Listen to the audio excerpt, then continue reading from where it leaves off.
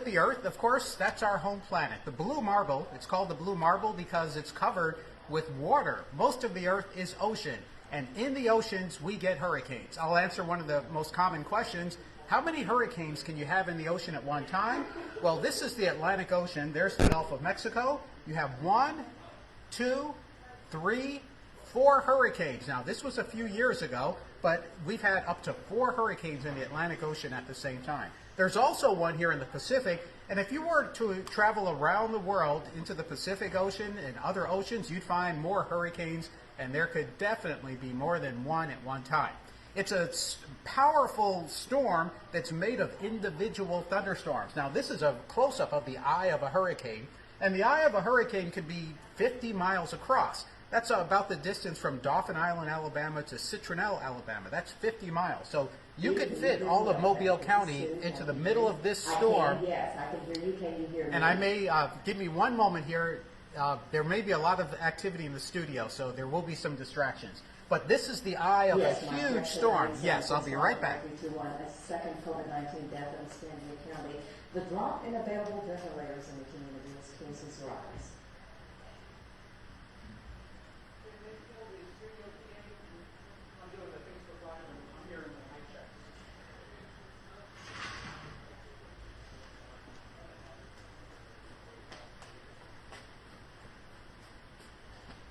All right, live TV. There's always something happening, something changing. So the big deal about hurricanes is they can do a lot of damage. This is damage near Mexico Beach in the Florida Panhandle from Hurricane Michael, which was a Category 5 storm, a devastating storm. And the damage from hurricanes comes from the wind, it comes from the rain, it comes from the wind pushing water, which is storm surge, and it also comes from tornadoes. So hurricanes can do all sorts of damaging things. And this is what it does to property. Water, wind equals damage. Here's an aerial view from pretty close to, I believe that's Tyndall Air Force Base. And these are homes where the wind pulled the roof off of the homes, the wind punched in the windows, and the wind pulled out other parts of the homes, took the leaves off of the trees and knocked the trees down. So hurricanes are a natural part of our Earth. But when they happen where we live, we call them natural disasters. The truth is, if you prepare for a hurricane, it's not necessarily going to be a disaster. It's all about being prepared. So again, as we go along, I'll answer some of your questions. But first, I have a true-false question for you. True or false? Hurricanes only do bad things. Is that a true statement or is it a false statement? Hurricanes only do bad things. And while we're doing that, I'm going to ask my coworker, Jason, can you close that door to the, thank you. So true or false, hurricanes only do bad things. And the answer is, let's see if anyone answered yet. Trying to keep up with your comments here. Shirley checked in. There's Eric. Good afternoon back to you. Thank you, Rebecca.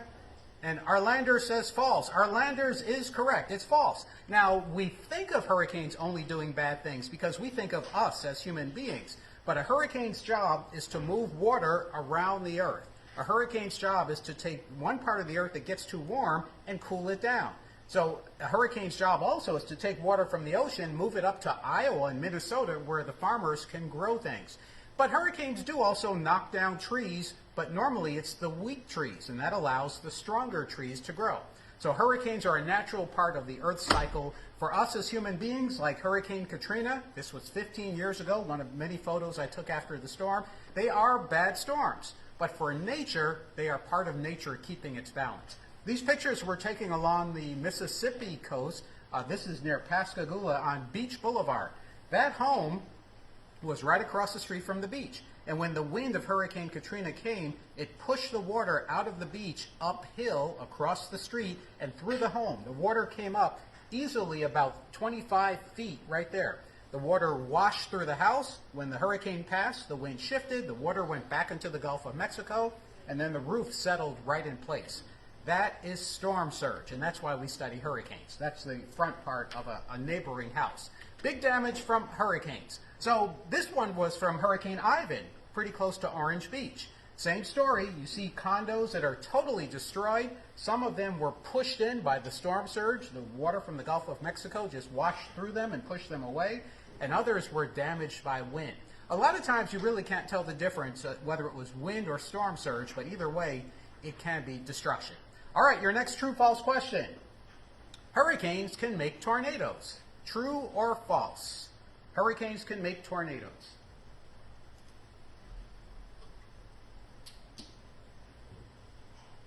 And while you're answering, I'm controlling another computer here and watching the clock.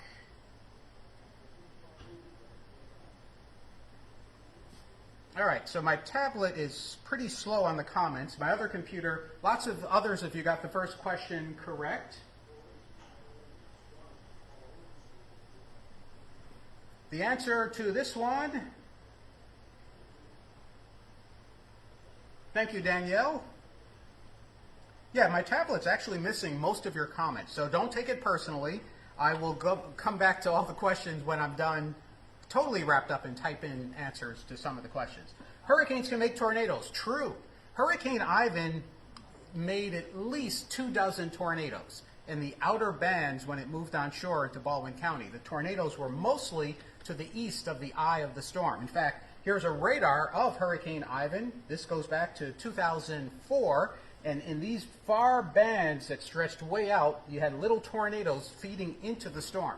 So hurricanes can make tornadoes. You get a lot more damage there.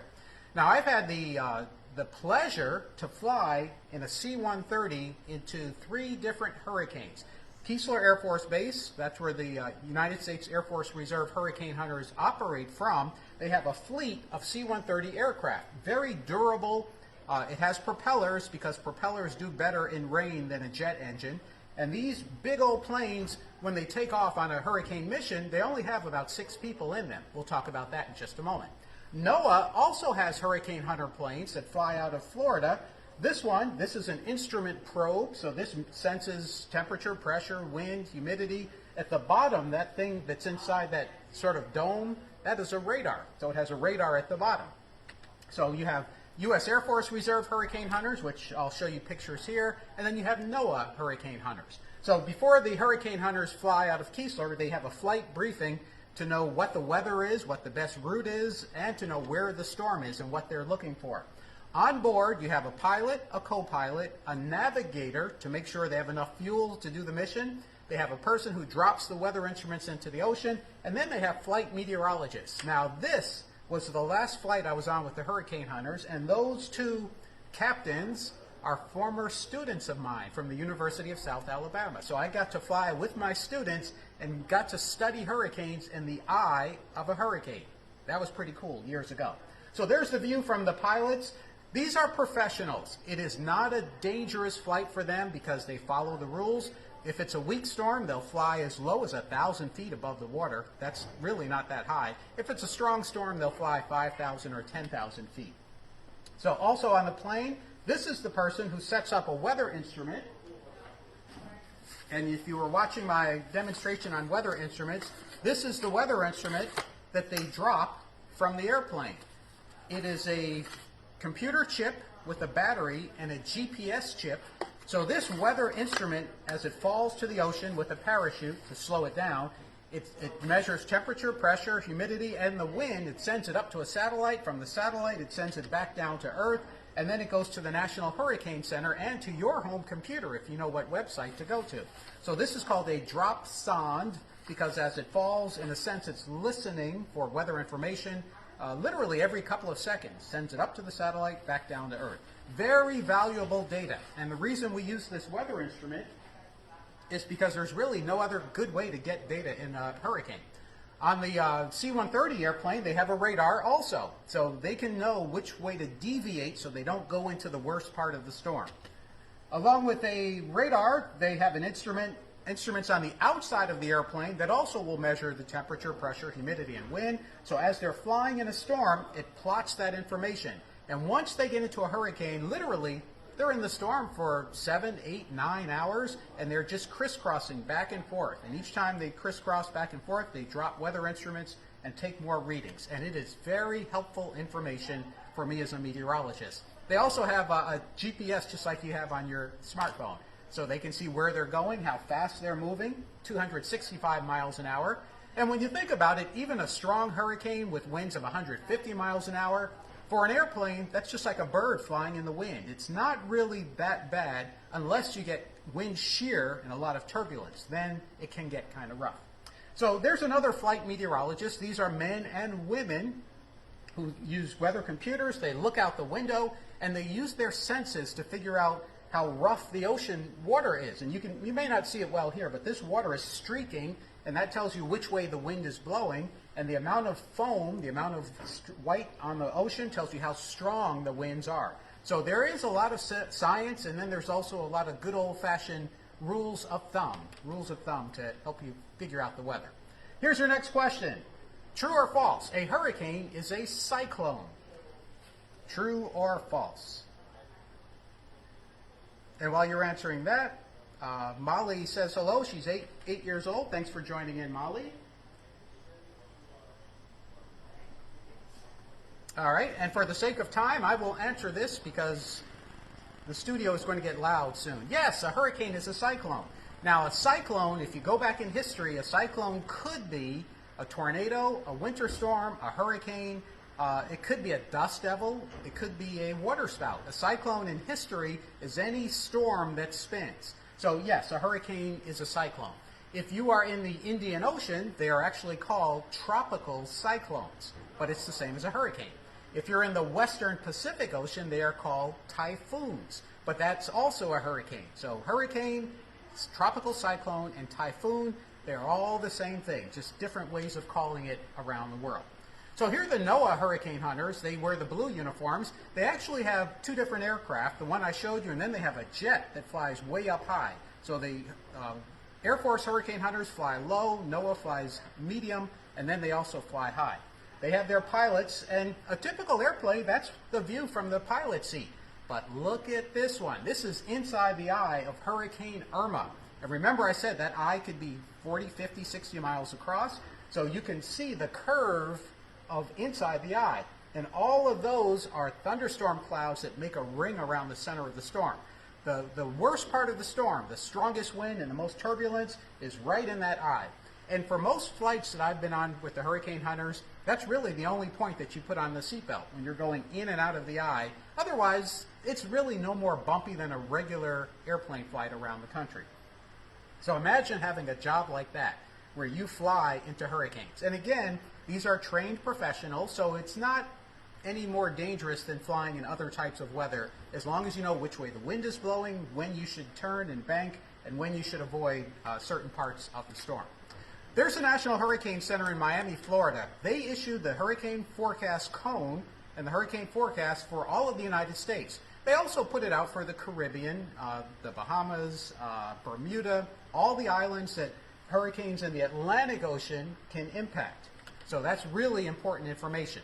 Here's the name of the list of the year, and I had a question earlier from Troy. Troy is 6 years old. Troy wants to know, why do you give hurricanes names, and where do you get the names from? Well, we give hurricanes names for the reason I showed you when I first started. You could have 2, 3, or 4 hurricanes happening at the same time. So we figured out that it's easier for people to keep up with which one might be bothering them by giving them names.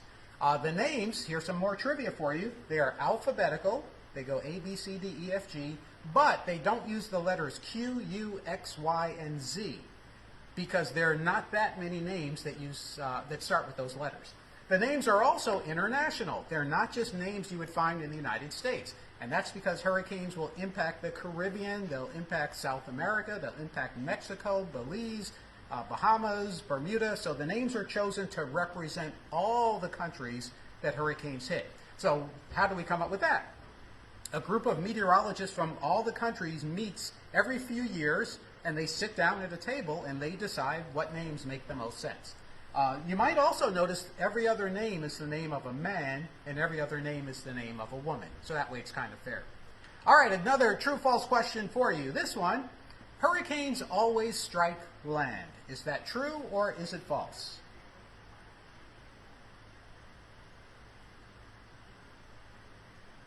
Deontay says he remembers Bertha.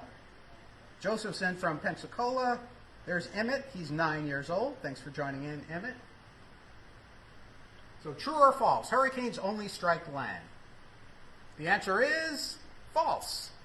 And you would think they only strike land because on social media, on the internet, on TV, the only hurricanes you hear about are the ones that strike land. But I'm going to show you a map like this that tells you where hurricanes actually happen. Now this is all the hurricanes in the Atlantic Ocean since the middle of the 1800s. So this is more than 160 years of hurricanes. And in the Pacific Ocean, it's I think that's about 80 or 90 years of hurricanes. These are all the tracks. And where you see it going from yellow to red and purple is stronger, yellow is not as strong. So what this shows is most hurricanes happen in the Atlantic Ocean, and most of them curve and then stay in the Atlantic Ocean.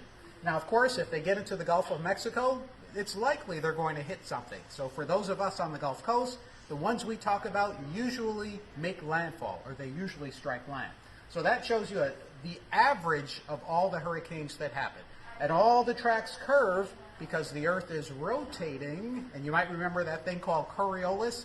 Well, Coriolis means on a rotating Earth, everything is going to turn to the right in the northern hemisphere. The southern hemisphere is a different story. Now study this. This is September of 2018. There's Florence, there's Isaac, there's Helene. This is a bunch of hours and days of satellite information, and it's incredible that we can get pictures like this showing you how storms develop, how they move, and how they move is a question that Stacy had. Stacy's 8 years old, and she wants to know, how do you know which way a hurricane will move? Well, along with the satellite, we have wind information, and we could figure out which way the wind current is moving. And just like if you drop a leaf in a stream, it will follow the current of the water. Well, that's what hurricanes do. They follow the current of the wind no matter where they are. So that's pretty much how we know which way they're going. Now, we never know exactly where they're going to end up, but we usually know which way they're moving. More fascinating images from NASA. The International Space Station circles the Earth nonstop, and every once in a while they will pass over an active hurricane, and that's video showing the center of the storm. You don't always see the eye, but you can clearly see all of those thunderstorms that feed into the middle of a hurricane. So during hurricane season, you hear us talk about the Saffir-Simpson scale, which most people just call it category. Category 1, Category 2, Category 5. For the United States, there have only been Hurricane Andrew, Hurricane Camille, Hurricane Michael, and Hurricane Andrew, Michael, Camille. There's another one that made landfall, but it's very hard to get a Category 5 to hit land.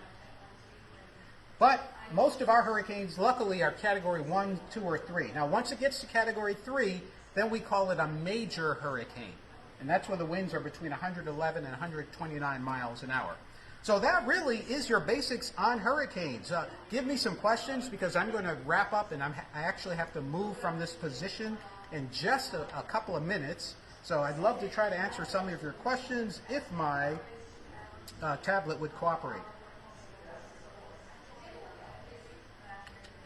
And if I'm trying to make sure I pronounce this name correctly, Demetric or Dimitrik. Dimitrik says correctly, hurricanes do not start on land. That is correct. They start over the ocean because they need warm water to build the clouds. The clouds become thunderstorms. The thunderstorms eventually, just imagine this is air around the center of a hurricane. Let me see if I could do this without hitting myself. As this spins closer to the center, it spins faster. And I'll unwind it. And this tells you that in a hurricane, as the air comes in from the outside, the closer it gets to the center, the faster and faster it spins. And then right in the middle of the hurricane, a lot of times you'll get an eye. Not always, but a lot of times. What is the strongest hurricane that has ever hit land? Blake wants to know. The strongest hurricanes happen in the Pacific Ocean, not the Atlantic, because the Pacific is a much larger ocean. I believe the strongest winds were about 210 miles an hour. 210. Now, put that in perspective. Remember, a hurricane is huge. It could be as big as the state of Alabama. A tornado can have winds of 250 miles an hour, but a tornado is tiny. So a hurricane is big. Winds can be 150, like Hurricane Michael, Hurricane Dorian. Last year in the Bahamas, the winds were up to 185 miles an hour, but in the Pacific Ocean, winds were up to 210. Another fascinating piece of trivia. Sure, Lathan. How do they predict how many storms there may be? Excellent question.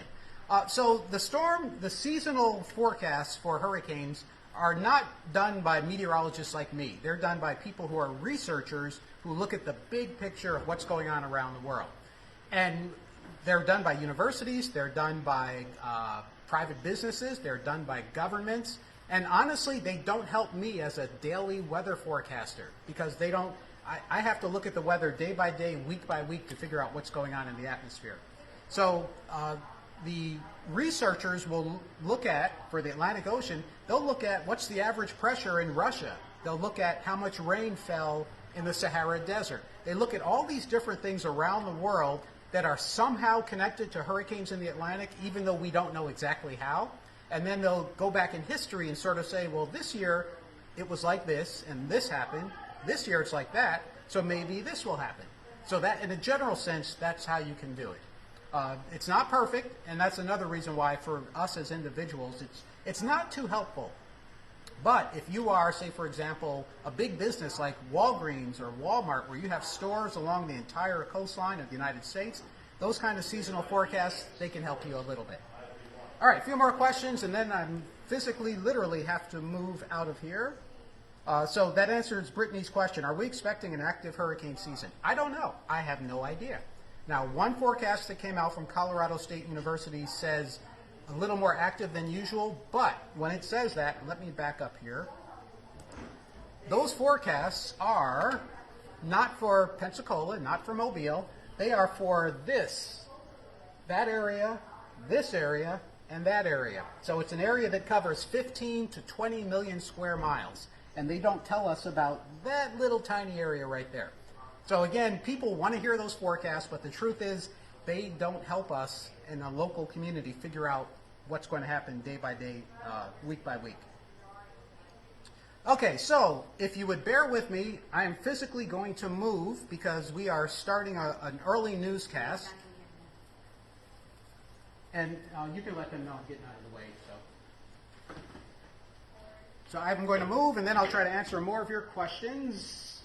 Angel, do they need to get a camera on me in case she's not there? Because there's not a camera on me.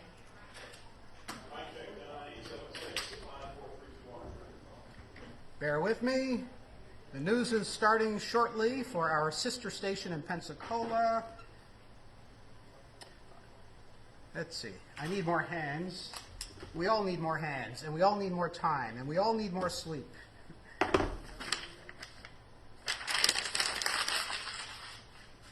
I'm going to walk down the hallway, so my signal might get weak. If it does, just bear with me, and then I'll try to answer some more of your questions. Are you talking to me, Angel?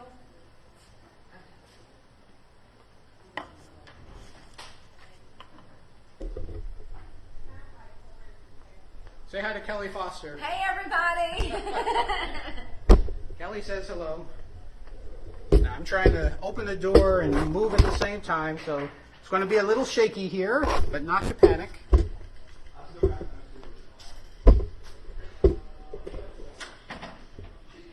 supposed to be on the live view, not on the timeline because of the 5 seconds delay. I'm still here, just getting set.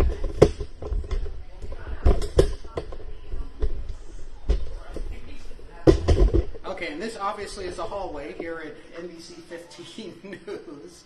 I'm going to switch perspective here. All right, so there I am. And I still have to move again.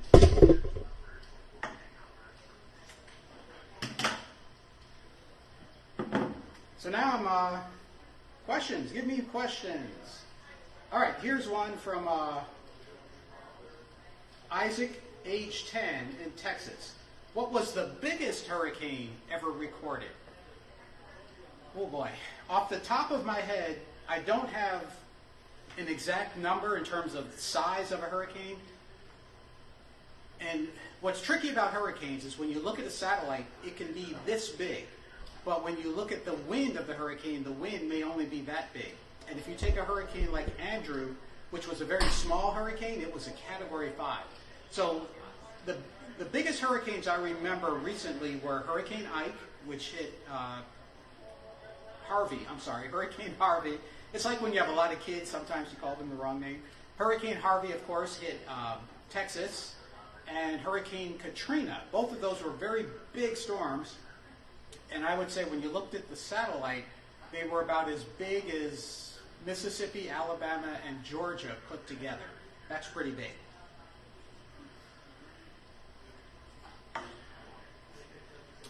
More questions? Ask away. Here's some more hurricane trivia for you. Oftentimes people ask me, what happens if two hurricanes get close to each other? I'm trying to get some better light here. There you go. Now you can see me. That's TV. If two hurricanes get close together, think of them as spinning tops. And if two hurricanes get close to each other, they actually start spinning around each other. And that's called the Fujiwara effect. Fujiwara. Fujiwara is the last name of a researcher who described when you have two things that are spinning, they get close to each other, then they start moving around each other, almost like they're dancing. So they really don't come together. All right, good question from Letty. What can I buy to get ready for a hurricane? Batteries, a weather radio. You need to make sure for your parents that you have the vehicles are gassed up, full gasoline tanks. Similar to what we're going through right now, you want to make sure you have food that won't go bad if you're stuck in your house for a long time. So non-perishable food, canned foods, things that won't spoil or rot very quickly. For me, I have a portable battery-powered TV for when you lose electricity, because you will. My weather radio runs on batteries. I have tarps in case something comes through a window and I have to cover up the window. I have work gloves and work boots ready. And most importantly, I have a plan for my family. And the plan is where everyone's going to go, where we'll meet if we have to get separated. And in most cases, I'm working through a hurricane nonstop, sleeping at the station in my car. I'm going to move again because it's a little noisy here.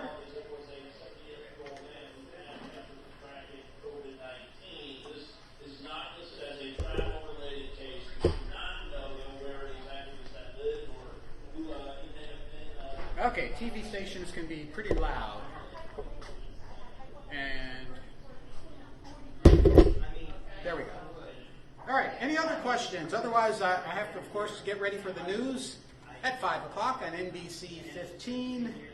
We do have some scattered thunderstorms this afternoon, and we'll have some in the next couple of days. Temperatures are going to remain warmer than average. And for hurricane season, make sure when we get into hurricane season, good question from Cheryl. Our winter was fairly warm. Does that mean that hurricane season will be more active than in past years? No, our winter has nothing to do with hurricane season, and here's the reason why. We only think of our weather and hurricanes that come here, but hurricanes start in the Atlantic Ocean. They start off the coast of Africa. They start in the Caribbean. So just because it was warm on the Gulf Coast, and for a lot of the southeastern U.S., that doesn't control where hurricanes form.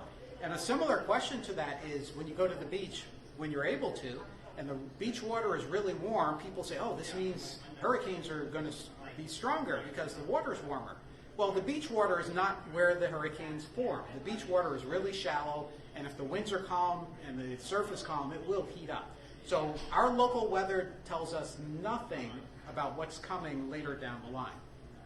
And again, when the researchers look at making a seasonal forecast, they look at that, but they're looking at it for the whole northern half of the world. So, trivia question, hurricanes in the northern hemisphere where we live, they spin counterclockwise. I know that's probably backward for you. because my screen is flipped. But in the southern hemisphere, they spin the opposite way. Just like tornadoes spin the opposite way in the southern hemisphere. And that's because the Earth is rotating. Other questions? Trying to think of any other really cool hurricane trivia. In some years, no matter where you are, you won't get a hurricane. You won't even get a hurricane threat. You may go 2, 3, 4, 5 years without a hurricane. But for us on the Gulf Coast, if you were to go back to 2004 to 2005, we had Ivan, then we had, the next year I think we started with Alberto, or it was the A storm, I forgot the name. And then we had Katrina. So you can have multiple hurricanes back to back, month to month, just like Central Florida had a while ago. All right, and let's see, last question. Yeah, that's all I have for you. So, check out the link at the top of this post for my other weather lessons. If you have any other ideas or questions, post them. I won't be able to get back to this to answer your questions probably for a couple of hours because we have the news at 5 o'clock, 6 o'clock, 7 o'clock, and so forth. But thank you for your time. Be safe, be smart. When we get into hurricane season, use the NBC 15 weather app. It'll show you the forecast track of the hurricane. And remember, the key word is forecast, meaning it's not guaranteed. It means it's based on what we know. And the weather constantly changes day by day. I'm Chief Meteorologist Alan Seals. See you later.